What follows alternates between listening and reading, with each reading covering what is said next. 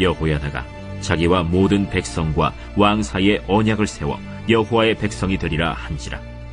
온 국민이 바알의 신당으로 가서 그 신당을 부수고 그의 제단들과 형상들을 깨뜨리고 그 제단 앞에서 바알의 제사장 맏단을 죽이니라. 여호야다가 여호와의 전의 직원들을 세워 레위 제사장의 수하에 맡기니 이들은 다윗이 전에 그들의 반열을 나누어서 여호와의 전에서 모세의 율법에 기록한 대로 여호와께 번제를 드리며 다윗이 정한 규례대로 즐거이 부르고 노래하게 하였던 자들이더라. 또 문지기를 여호와의 전 여러 문에 두어 무슨 일에든지 부정한 모든 자는 들어오지 못하게 하고 백부장들과 존귀한 자들과 백성의 방백들과 그 땅의 모든 백성을 거느리고 왕을 인도하여 여호와의 전에서 내려와 윗문으로부터 왕궁에 이르러 왕을 나라 보좌에 앉히매 그 땅의 모든 백성이 즐거워하고 성중이 평온하더라. 아달랴를 무리가 칼로 죽였었더라. 요아스가 왕위에 오를 때 나이가 7세라. 예루살렘에서 40년 동안 다스리니라. 그의 어머니의 이름은 시비아여 브엘세바 사람이더라. 제사장 여호야다가 세상에 사는 모든 날에 요아스가 여호와 보시기에 정직하게 행하였으며 여호야다가 그를 두 아내에게 장가들게 하였더니 자녀를 낳았더라. 여러분 반갑습니다. 오늘도 큐티로에는 기막힌 하루입니다. 본 말씀 역대하 23장 16절부터 24장 3절의 말씀입니다. 자, 오늘 큐티 본문의 가장 첫 절이죠. 16절 말씀에 보니까 여호야다가 자기와 모든 백성과 또 왕 사이에 언약을 세워 여호와의 백성이 되리라 맹세하였다고 합니다. 그렇습니다. 우리는 여호와의 백성입니다. 이것이 우리의 정체성이고 우리의 소속입니다. 자, 그렇다면 우리가 이 여호와의 백성이 되기 위해 필요한 것이 무엇입니까? 자, 먼저 오늘 17절에 이제 이 남유다의 백성들이 다시 여호와의 백성이 되겠다고 맹세한 후에 가장 먼저 한 일이 무엇이냐면 우상의 문제를 처리하는 것이었습니다. 자, 그런데 오늘 저는 이 17절을 묵상하면서 순서의 중요성이 깨달아졌습니다. 이 남유다 백성들이 우상의 문제를 처리할 때 가장 먼저 했던 일은 신당을 부수는 것이었습니다. 그리고 그 다음에는 제단과 형상들을 깨트리는 것이 두 번째입니다. 그리고 가장 마지막에 한 일은 바로 바알의 제사장을 죽이는 것이었습니다. 여러분, 저는 이 순서 중에 가장 마지막에 한 일, 바로 바알의 제사장을 죽이는 이 일이 남유다의 우상을 몰아내는 데 있어서 가장 중요한 것이라고 생각합니다. 여러분, 이 사자성어 중에 활용점정이라는 말이 있죠. 활용점정은 용을 그릴 때 가장 마지막에 눈을 그려 넣는다 라는 뜻이죠. 그러니까 이 말의 의미는 무엇이냐면 아무리 화려하게 용을 잘 그렸어도 마지막에 눈을 잘 그려야 그림이 완성되는 것처럼 모든 일에는 가장 마지막이 중요하다는 뜻입니다. 여러분, 그런데 이 우상의 문제도 마찬가지입니다. 신당을 부수는 것도 중요하죠. 그리고 제단과 형상을 깨트리는 것도 중요합니다. 그러나 결국 이 우상의 문제에 있어서 가장 중요한 것은 바로 제사장을 죽이는 것입니다. 여러분, 우상은 그저 사람이 만든 창조물에 불과합니다. 우상을 만들어내는 진짜 생산자는 사람인 것입니다. 그렇기 때문에 아무리 우상을 깨트리고 부순다 할지라도 이 우상의 생산자인 사람이 죽지 않은 이상은 그 우상은 다시 생겨나게 되어 있다는 것입니다. 제사장이 죽어야 우상의 문제가 비로소 끝이 나는 것입니다. 여러분, 우리도 마찬가지입니다. 지금 우리 안에 수도 없이 많은 우상들이 세워져 있습니다. 그런데 그 우상들이 무너졌는가 싶으면 다시 생겨나고 또 무너졌다 싶으면 다시 생겨납니다. 왜 그렇습니까? 제사장이 죽지 않아서 그렇습니다. 누가 이 우상의 제사장입니까? 바로 나입니다.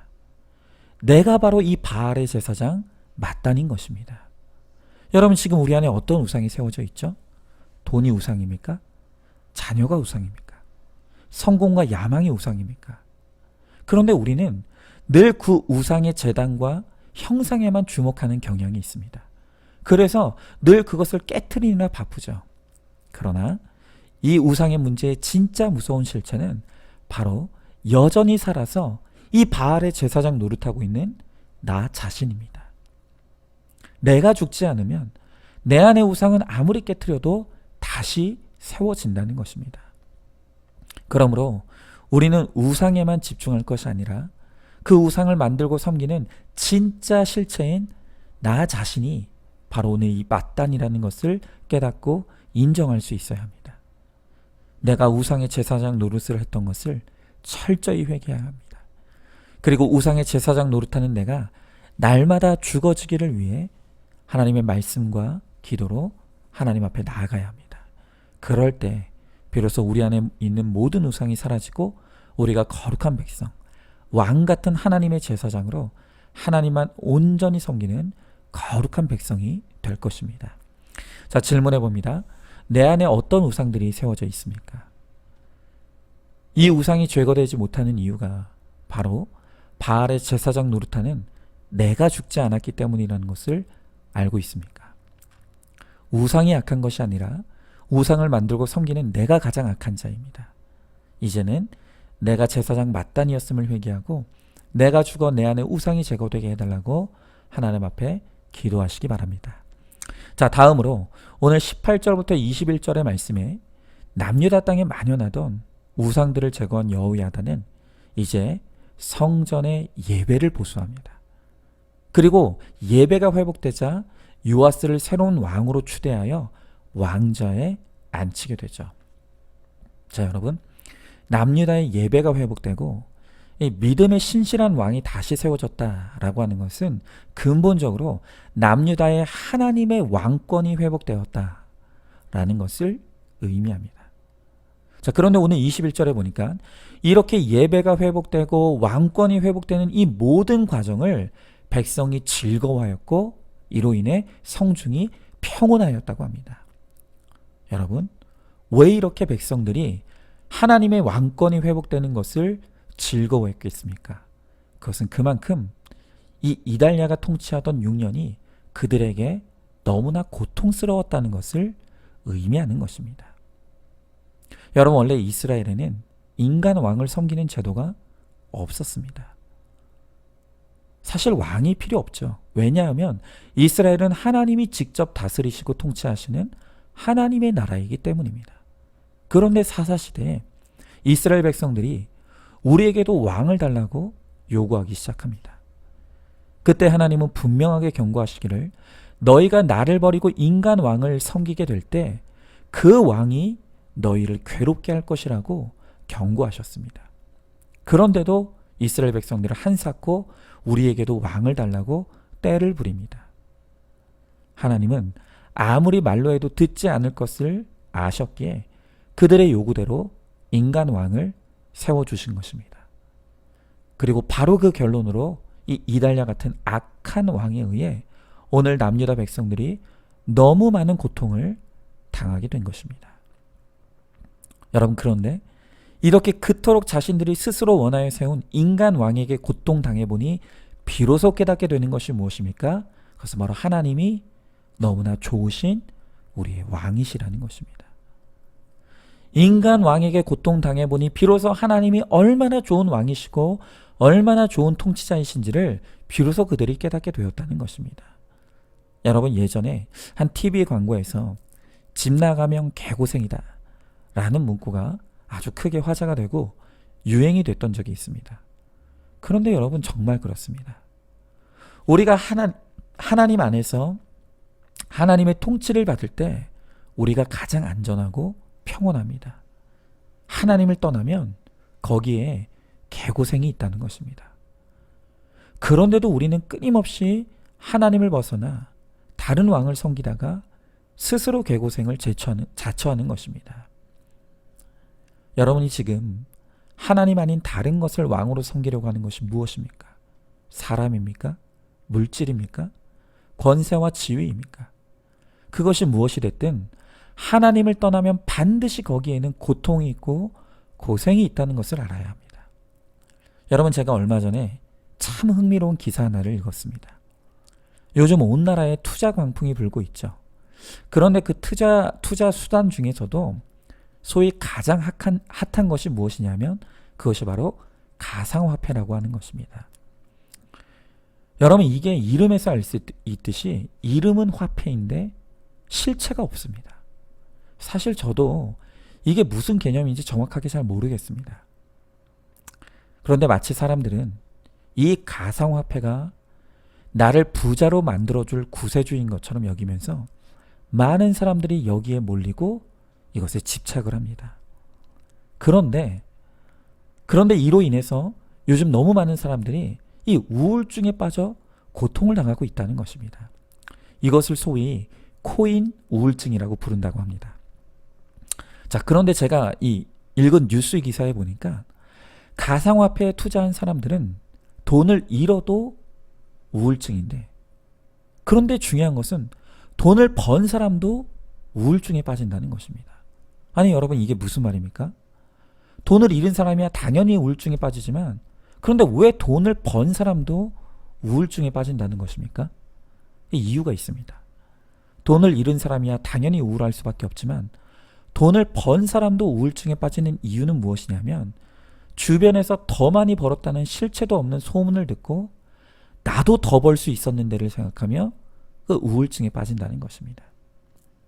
여러분, 그런데 이것뿐만이 아닙니다. 코인 우울증과 더불어서 또 한 가지 문제가 바로 코인 페인이라고 합니다.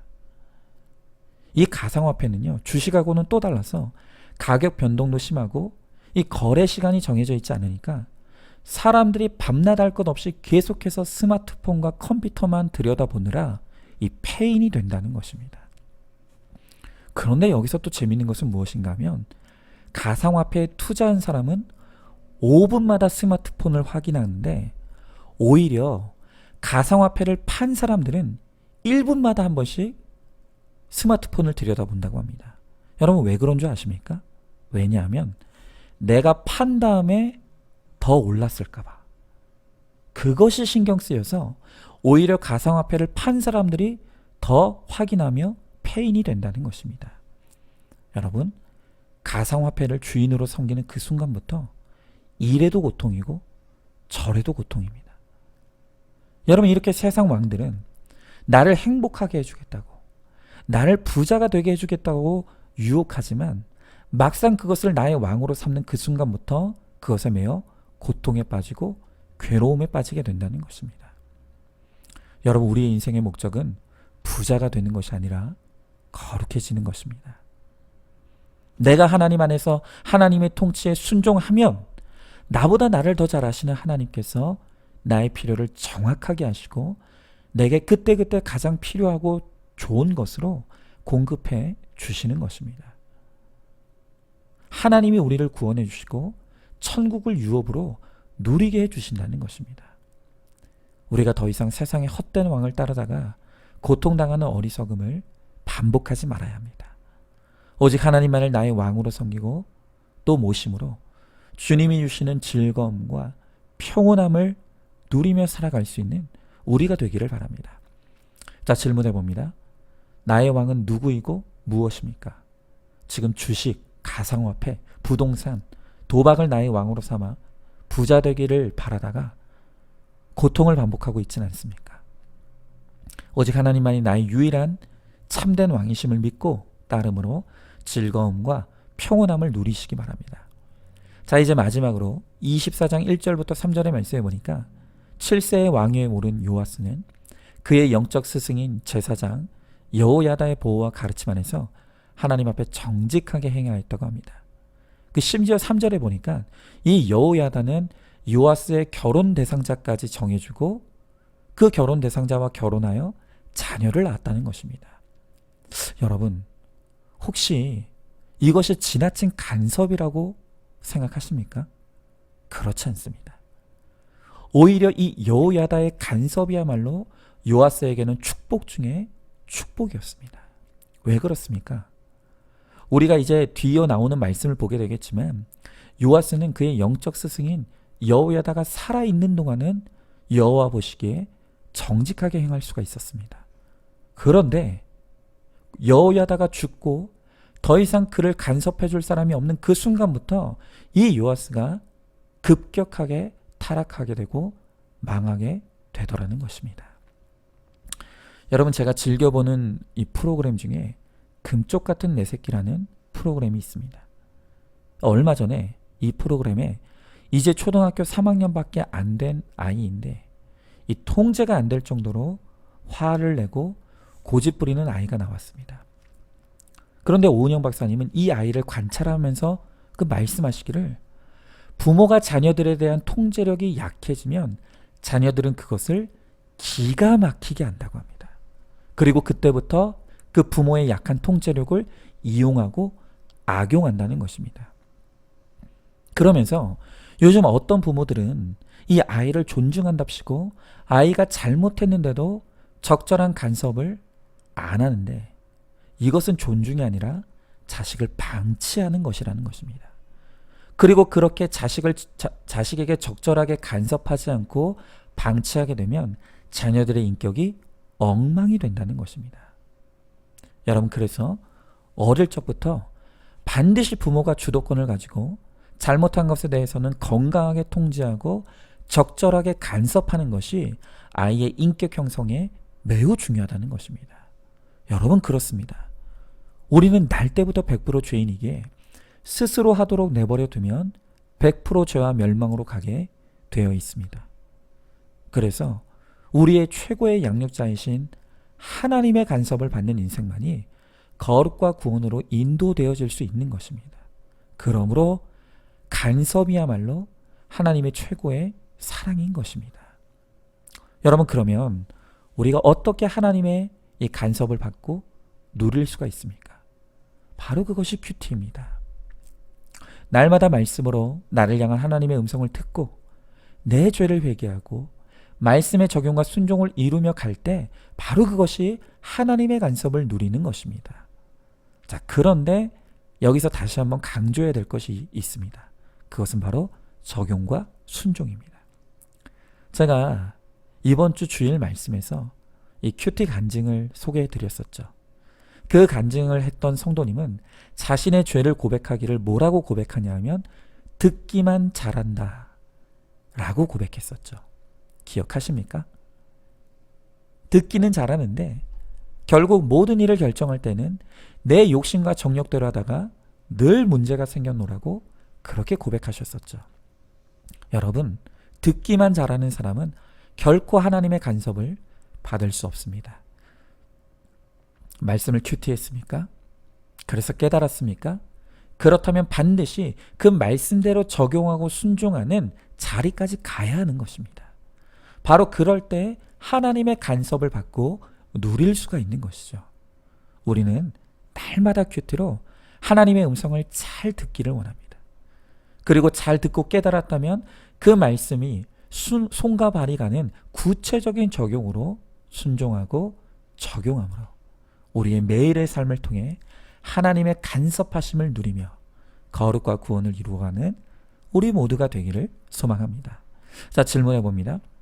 간섭이란 단어가 어떻게 느껴지십니까? 듣기만 잘하면서 결정될 때는 하나님의 간섭을 거부하고 내 마음과 뜻대로 결정하고 행하고 있지는 않습니까? 그래서 날마다 문제 속에 살아가고 있지 않습니까? 날마다 큐티로 하나님의 음성을 듣고 더 나아가 말씀의 적용과 순종을 이루므로 하나님의 간섭하심을 누리시기 바랍니다. 자, 오늘도 5월 19일 보석 상자입니다. 내가 지금 어떤 환경에 있든지 그것이 하나님이 주신 것인지 아닌지 모르더라도 이것이 하나님이 주시는 베스트로구나 믿으면 됩니다. 아멘. 오늘도 큐티로 기막힌 하루를 살아내는 하늘가족 공동체 우리 모든 성도님 되시기를 주님의 이름으로 축복합니다.